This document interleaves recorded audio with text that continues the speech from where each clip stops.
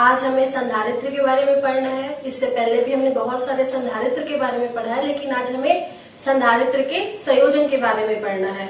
Combination of capacitors. हम जानते हैं कि संधारित्र क्या है। संधारित्र एक ऐसी युक्ति है जिसके आकार, आकृति, आयतन में बिना परिवर्तन किए हुए हम उसकी विद्युत धारिता को बढ़ा सकते हैं। संधारित्र का प्रयोग हम अक्सर चार्ज को स्टोर करने के लिए ही करते हैं। संधारित्र का जो संयोजन है वो दो प्रकार से किया जाता है। एक होता है सीरीज कॉम्बिनेशन और दूसरा होता है आपका पैरेलल कॉम्बिनेशन, श्रेणी क्रम संयोजन और समांतर क्रम संयोजन। तो चलिए पढ़ते हैं आज संधारित्रों का संयोजन। दो तरह के हैं। पहला जो है श्रेणी क्रम संयोजन, श्रेणी क्रम संयोजन, सीरीज कॉम्बिनेशन।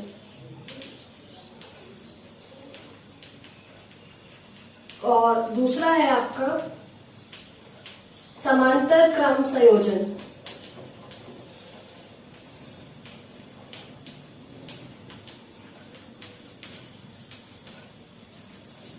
Parallel combination.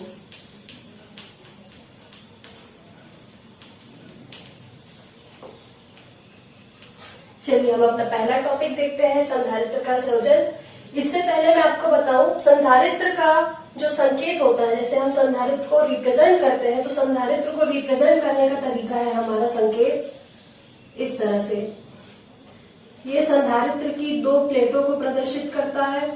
ये दो प्लेट समांतर होते हैं, तो ये संधारित्र का क्या है, सिंबल है, इसका संकेत है संधारित्र। श्रेणी क्रम संयोजन को समझने के लिए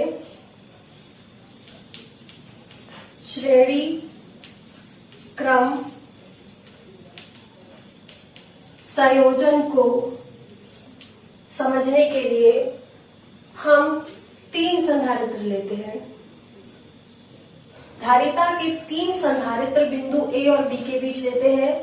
श्रेणी क्रम संयोजन में जो तीन संधारित्र हमारे पास जुड़े हुए हैं, उनमें पहले संधारित्र के दूसरे प्लेट को, ये हमारा पहला संधारित्र है, ये इसका पहला प्लेट और ये इसका दूसरा प्लेट, तो पहले संधारित्र के दूसरे प्लेट को दूसरे संधारित्र के पहले प्लेट से जोड़ा जाता है।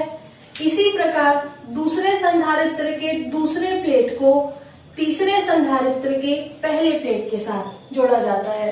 इसी प्रकार प्रत्येक संधारित्र के दूसरे प्लेट को अगले संधारित्र के पहले प्लेट के साथ जोड़ा जाता है। श्रेणी क्रम संयोजन में हमने भी यहाँ पे C1, C2, C3 धारिता के तीन संधारित्र लिए हैं, जिन्हें श्रेणी क्रम में हमने जोड़ा है, और ये बिंदु ए व बी के बीच स्थित है। तथा संधारित्र C1 धारिता के संधारित्र के पहले प्लेट को हम प्लस Q आवेश देते हैं। प्लस Q आवेश देते हैं तो इसके पहले प्लेट पर प्लस Q आवेश तथा प्रेरण के कारण इसके दूसरे प्लेट के निकटवर्ती तल पर ऋण आवेश तथा दूरवर्ती तल पर धन आवेश जो है वो प्रेरित हो जाता है। इस धन आवेश के कारण संधारित्र C1 के धन आवेश के कारण, प्रेरण के कारण इसके दूसरे प्लेट के निकटवर्ती तल पर ऋण आवेश तथा दूरवर्ती तल पर धन आवेश जो है वो प्रेरित हो जाता है। लेकिन ये जो हमारा संधारित्र है, इसका दूसरा प्लेट C2 धारिता के संधारित्र के साथ जुड़ा हुआ है, तो ये जो संपूर्ण धन आवेश है इस C2 धारिता के पहले प्लेट पे चला जाता है। और पुनः प्रेरण के कारण C2 धारिता वाले संधारित्र के निकटवर्ती तल पर ऋण आवेश तथा दूरवर्ती तल पर धन आवेश जो है प्रेरित हो जाता है।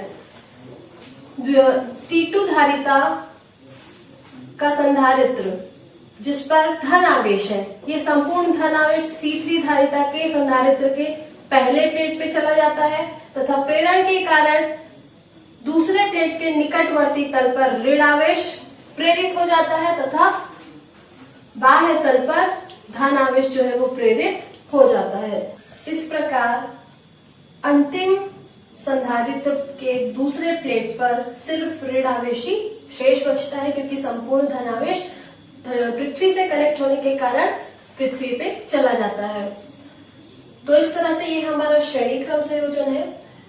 यदि संधारित्र C1 के लिए विभव V1, C2 धारिता के संधारित्र पर विभव V2 तथा C3 धारिता के संधारित्र पर विभव V3 हो तथा इस पर आवेश है प्लस Q, यहाँ पे भी है हमारे पास प्लस Q, यहाँ पे भी है हमारा प्लस Q। जो हम आवेश पहले संधारित्र को दे रहे हैं वही आवेश जो है सभी संधारित्र में वितरित हो रहा है। तो इस तरह से हमने C1, C2, C3 धारिता के 3 संधारित्र को श्रेणी क्रम संयोजन में जोड़ दिया है। C1, C2 और C3 धारिता के संधारित्रों के सिरों के मध्य विभवांतर क्रमशः V1, V2 और V3 है। पहले संधारित्र को हमने प्लस Q आवेश दिया है। बिंदु A और B के बीच विभवांतर, potential difference between A and B मान लेते हैं V है और V इक्वल्स टू होगा हमारे पास V1 plus V2 plus V3। Equation ले लेते हैं हम इसे फर्स्ट। C1, C2, C3 धारिता के संधारित्रों में प्रवाहित होने वाला आवेश क्या है? प्लस Q, समान है, एक समान है। अतः हमें मालूम है Q इक्वल्स टू होता है CV। यहां से हम V की वैल्यू निकालेंगे तो V इक्वल्स टू आपको मिलेगा Q अपॉन में C। इसी प्रकार यदि हम पहले संधारित्र की बात करें जिसकी धारिता C1, आवेश प्लस Q और विभव V1 है, तो V1 इक्वल्स टू हमें मिलेगा Q अपॉन C1। संधारित्र C2 धारिता के दूसरे संधारित्र के लिए धारिता C2 है और उसका विभव क्या है? V2 और उस पे आवेश जो है वो प्लस Q है। तो V2 की अगर हम वैल्यू निकालें तो V2 इक्वल्स टू हमें मिलेगा Q upon C2।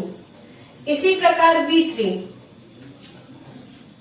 Equals to हमें मिलेगा Q अपॉन C3, जहां C3 तीसरे संधारित्र की धारिता और V3 विभवांतर है। समीकरण 1 में मान रख देने पर V1, V2, V3 और V का तो हमें मिलेगा V के रेस्पेक्ट में Q upon C equals to V1 की जगह पे हमें मिलेगा Q upon C1 plus Q upon C2 plus Q upon C3।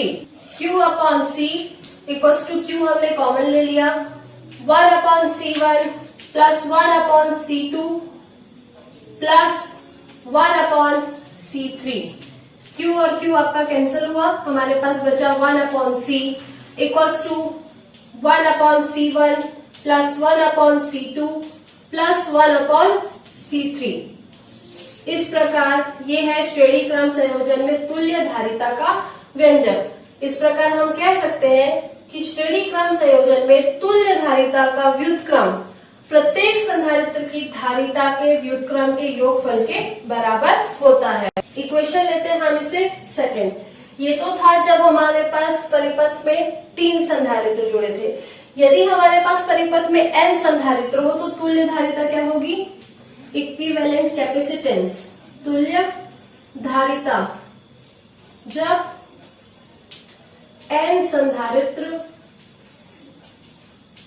श्रेणी क्रम में जुड़े हो,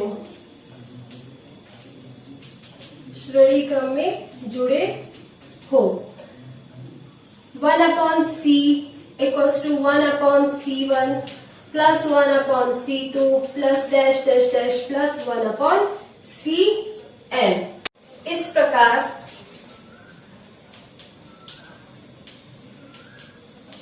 श्रेणी क्रम संयोजन में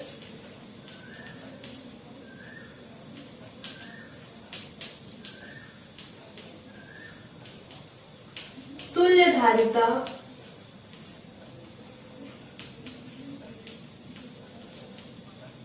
प्रत्येक तुल्य धारिता का व्युत्क्रम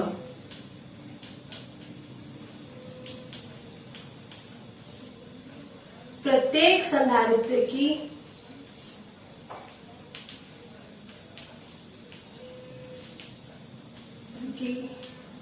धारिता के व्युत्क्रम के योगफल के बराबर होता है।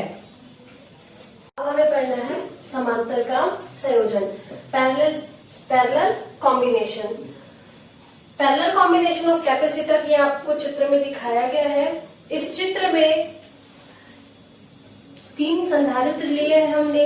ये तीनों संधारित्र के पहले प्लेट को हमने बिंदु A से तथा दूसरे प्लेट को बिंदु B से जोड़ा गया है।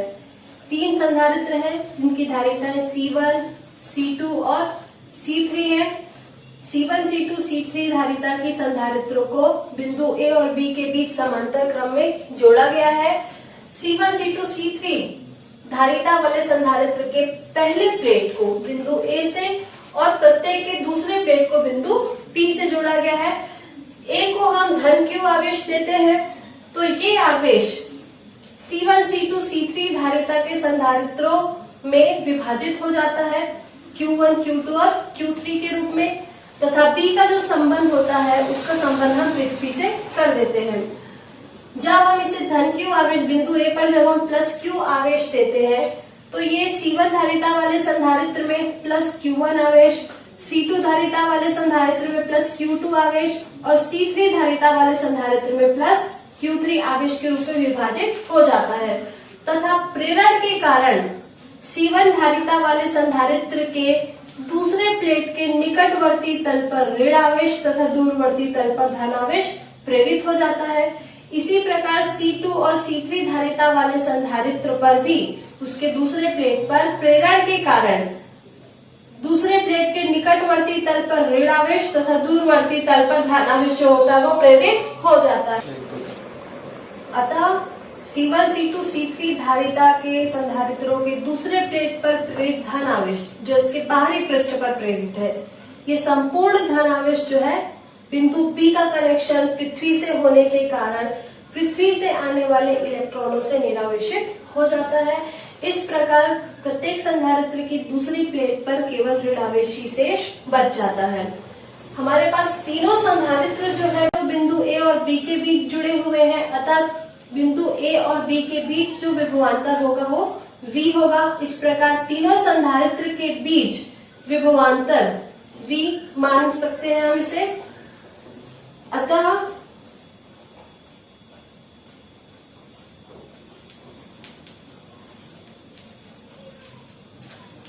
संधारित्रों के समांतर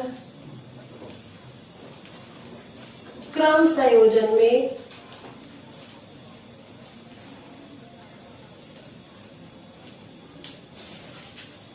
प्रवाहित कुल आवेश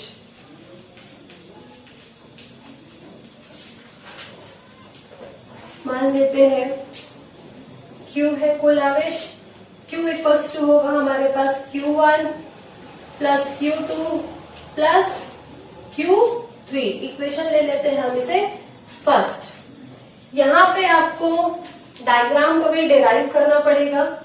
डायग्राम को डिराइव करने के लिए आप कह सकते हैं इस प्रकार, आप देखिए समांतर क्रम संयोजन में 3 संधारित्र जिनकी धारिता क्रमशः C1, C2, C3 है, 2 बिंदुओं के बीच समांतर क्रम में जुड़े हुए हैं। प्रत्येक संधारित्र के पहले प्लेट को बिंदु A से जोड़ा गया है तथा प्रत्येक संधारित्र के दूसरे प्लेट को बिंदु B से जोड़ा गया है। बिंदु A पर धन Q आवेश दिया जाता है, तो ये धन Q आवेश तीनों संधारित्रों में उनकी धारिताओं के अनुपात में विभाजित हो जाता है तथा बिंदु B का जो संबंध है वो पृथ्वी से कर दिया जाता है। संधारित्र C1, C2, C3 के प्रत्येक के पहले प्लेट पर प्रेरित धन आवेश के प्रेरण के कारण तीनों संधारित्र के दूसरे प्लेट पर ऋण आवेश, निकटवर्ती तल पर ऋण आवेश तथा दूरवर्ती तल पर धन आवेश जो है वो प्रेरित हो जाता है। और ये जो धनावेश है पृथ्वी से आने वाले इलेक्ट्रॉनों से निरावेशित हो जाता है। इस प्रकार प्रत्येक संधारित्र की दूसरी प्लेट पर केवल ऋणावेश ही शेष बच जाता है। इस प्रकार तीनों संधारित्र जो है बिंदु ए व बी के बीच जुड़े हुए हैं, अतः तीनों संधारित्र के सिरों पर विभवांतर समान होता है। ये विभवांतर को हम मान लेते हैं V है। इस तरह से आपको इस डायग्राम को डिराइव करना है।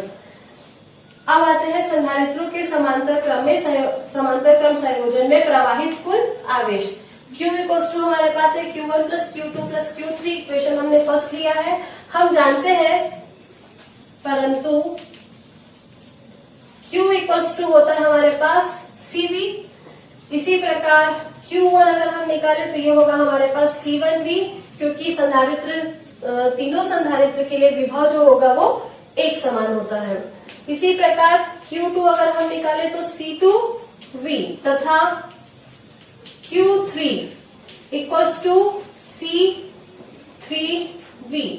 समीकरण 1 में मान रख देने पर फ्रॉम इक्वेशन फर्स्ट हमें समीकरण 1 से मिलेगा Q की वैल्यू हम रख सकते हैं CV, Q1 C1V plus Q2 C2V plus Q3 C3V। CV equals to V common निकाल लेते, C1 plus C2 plus C3। V और V आपका कैंसिल हो गया। C इक्वल्स टू हमारे पास आएगा C1 plus C2 plus C3। यदि हमारे पास n संधारित्र जुड़े हुए हो, ये हमने 3 संधारित्र लिया इसलिए इसकी तुल्य धारिता C बराबर आ गई हमारे पास C1 plus C2 plus C3।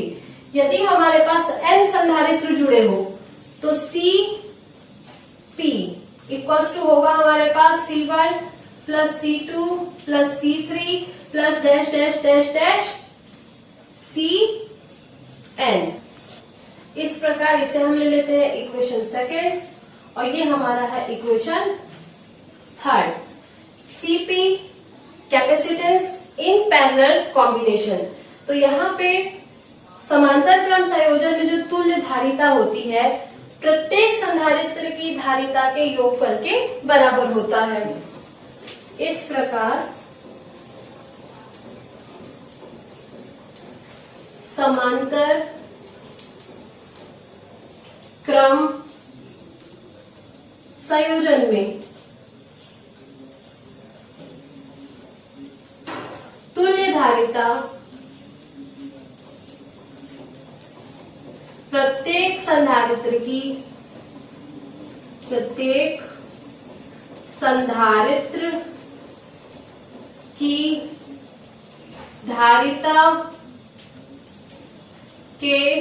धारिता के योगफल के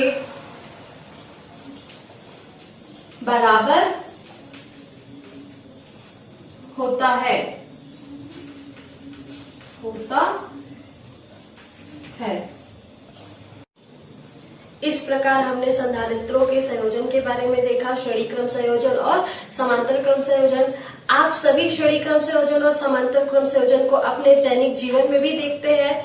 जैसे आप लोग दिवाली में, जब हम दिवाली में डेकोरेटिंग लाइट जो आती है, झालर वाली जो लाइट आती है, उसमें जो बल्ब्स लगे होते हैं, जो झालर वाली लाइट है, वो हमारे श्रेणी क्रम का एक एग्जांपल है। अगर एक लाइट उसमें से खराब हो जाती है तो बाकी सारी लाइट्स जो होती है वो काम करना बंद कर देती है।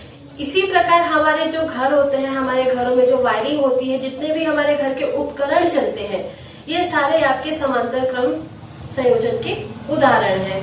चलिए अब हम अगला टॉपिक पढ़ते हैं। हमारा अगला टॉपिक है समांतर पट संधारित्र की प्लेटों के बीच विद्युत क्षेत्र में ऊर्जा घनत्व, energy density in the electric field between the plates of a parallel plate capacitor.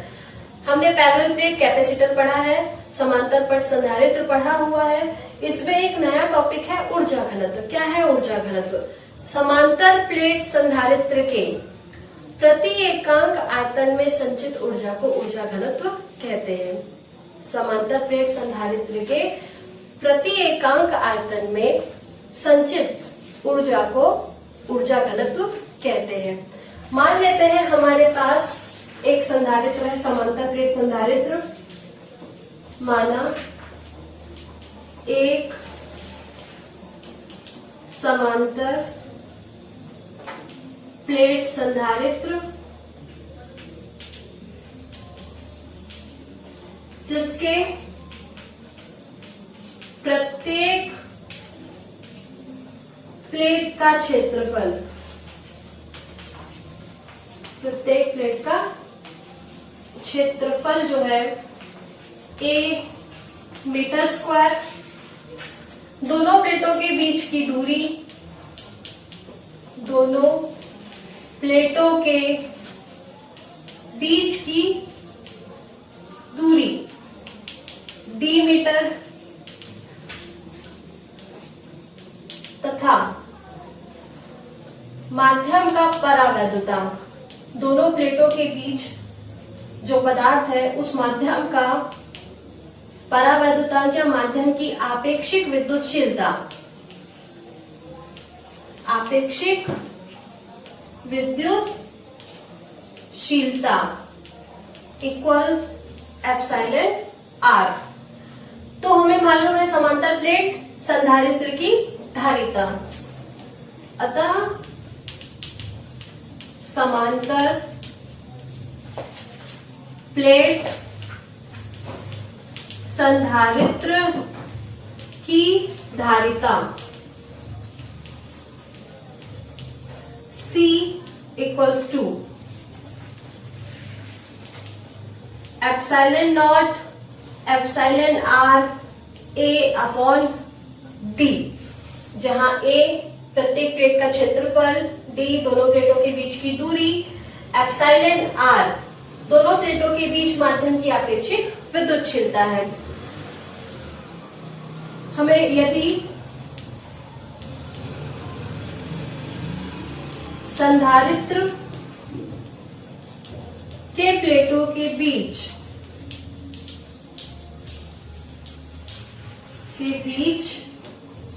विभवांतर इक्वल्स टू V वोल्ट हो, V वोल्ट हो, तो संधारित्र की ऊर्जा, तो संधारित्र के दोनों प्लेटों के बीच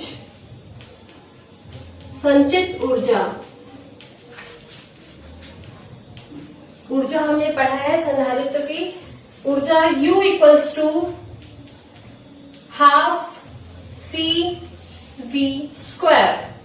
इसे हम ले लेते हैं इक्वेशन फर्स्ट और इसे ले लेते हैं इक्वेशन सेकेंड। इक्वेशन फर्स्ट से C की जो वैल्यू है epsilon not epsilon are A upon D, इस पूरी वैल्यू को हम इक्वेशन सेकेंड में रख देंगे। From equation first put the value of C in equation second। समीकरण 1 से C का मान समीकरण 2 में रखने पर हमें मिलेगा U equals to half, C की वैल्यू है हमारे पास epsilon not epsilon are A upon D into V। Equation ले लेते हैं हम इसे थर्ड, किंतु हमें मालूम है E इक्वल्स टू होता है V अपॉन D, विद्युत क्षेत्र की तीव्रता और विभवांतर में संबंध। इससे हम V की वैल्यू निकाल सकते हैं, तो V की वैल्यू हमें मिलेगा E इंटू D। इस वैल्यू को इक्वेशन थर्ड में रखने पर put the value of V equals to ED in equation third. V बराबर ED समीकरण 3 में रखने पर हमें मिलेगा U equals to half epsilon not epsilon are A upon D, और V के जगह पे आ जाएगा हमारे पास E d और उसका cv का स्क्वायर है, तो v का क्या आ जाएगा हमारे पास square. u equals to half epsilon not epsilon R A upon b e square and D square. यहाँ पे डी स्क्वायर है, इसका एक डी, इसके एक डी से क्या हो गया, कैंसिल हो गया। हमारे पास u इक्वल्स टू आ गया 1/2 epsilon not epsilon R E A into D, E square A into D. Equation ले लेते हैं हम इसे 4। ये जो हमारा इक्वेशन 4 है, ये दोनों प्लेटों के मध्य संचित कुल ऊर्जा का व्यंजक है। हमें निकालना है ऊर्जा घनत्व। संधारित्र के प्रति एकांक आयतन में संचित ऊर्जा,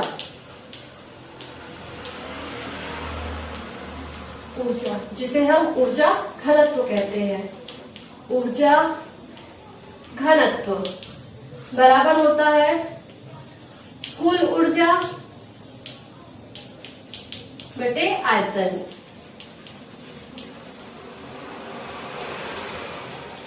इस प्रकार ऊर्जा घनत्व को हमने U से डिनोट किया, स्मॉल u से।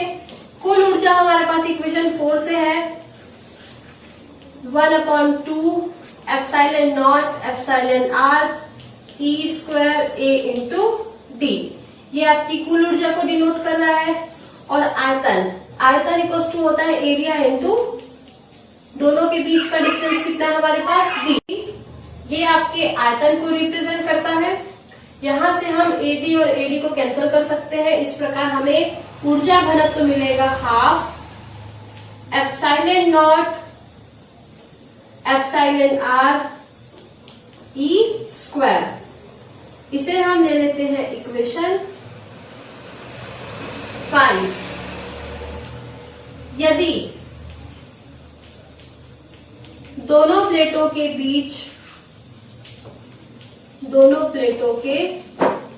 बीच वायु हो, तो उस समय एप्सिलॉन आर इक्वल्स टू हो जाएगा हमारे पास 1।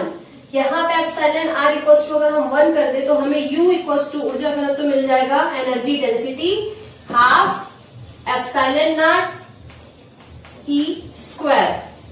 इक्वेशन ले लेते हैं हम इसे 6, जहां एप्सिलॉन नॉट जो है वायु या निर्वात की आपेक्षिक विद्युतशीलता है। इस प्रकार समीकरण 5 और समीकरण 6 ऊर्जा घनत्व का व्यंजक है। इस तरह से आज हमने इस वीडियो में संधारित्रों के संयोजन और ऊर्जा घनत्व के बारे में पढ़ा है। आई होप आप लोग को समझ में आया होगा। हमारे चैनल में क्लास 12 साइंस के फिजिक्स सब्जेक्ट्स के सारे यूनिट्स के टॉपिक आपको पढ़ाए जा रहे हैं, जिससे आप लॉकडाउन में घर बैठे ही अपने टाइम के अकॉर्डिंग वीडियो देखकर अपनी पढ़ाई पूरी कर सकते हैं। अगले वीडियो में हम फिर मिलेंगे। धन्यवाद।